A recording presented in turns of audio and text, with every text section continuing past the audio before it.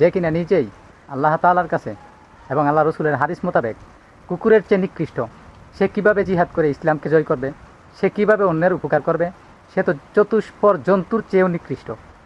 যদিও কথাটা খারাপ লাগে, আপনি নিজেকে আগে জাহান্নাম থেকে বাঁচান। আপনি আল্লাহ পাকের হুকুম পুরা করেন না, আল্লাহ তাআলা দেওয়া এত নিয়ামত ভক্ষণ করতেছেন, অথচ বছরে ঈদের দিন আর জুমা পরেই মনে করতেছেন মুমিন আপনি। হ্যাঁ, যে ব্যক্তি বিনা ওজরে একক তো নামাজ ছেড়ে দিল, সে যেন কাফেরের সমতুল্য হয়ে গেল, সে যেন মুনাফিকি করলো। সে স্বীকার করলো আল্লাহ তাআলার হুকুম মানতে হবে, অথচ সে মানে না। আল্লাহ তাআলাকে সে বলতে চায়, আপনি হুকুম করলে কি হবে, আমি মানি না, আমি শুধু জুমা মানি।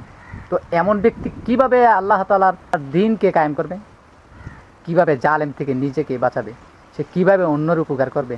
সে তো নিজেই জাহান্নাম থেকে বাঁচার কোনো উপায় পায় না। এই জন্য আমি যেই ভাইয়েরা নামাজ না পড়ে এত আবেগ দেখান, এত আবেগ আপনার জন্য না। আগে নিজেকে কন্ট্রোল করেন, আগে দুনিয়ার ব্যস্ততা থেকে নিজেকে নামাজের উপরে আসক্ত করেন। আল্লাহ তাআলা নামাজ দিয়েছেন সমস্ত জরুরতকে পুরা করার জন্য। নামাজ সমস্ত জরুরতকে পুরা করার জন্য আল্লাহ তাআলা নামাজ দিয়েছেন। আপনার জুতার ফিতা সিরা থেকে ধরে যত প্রকারের সমস্যা আছে, সমস্ত সমস্যার সমাধান হচ্ছে নামাজ।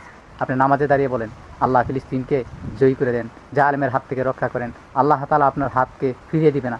তবে আপনি নামাজই পড়েন না, হালাল খান না, স্ত্রী পর্দায় রাখেন না, আপনার চাইতে গুনাহগার, আপনার চাইতে নিকৃষ্ট প্রাণী তো দুনিয়াতে নেই।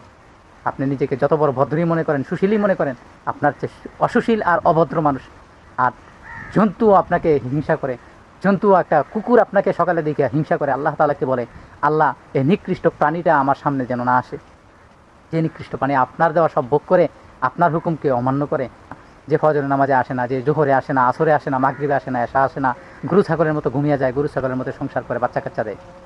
আল্লাহ তাআলা আমাদের সবাইকে বুঝার তৌফিক দান করেন। আমিন।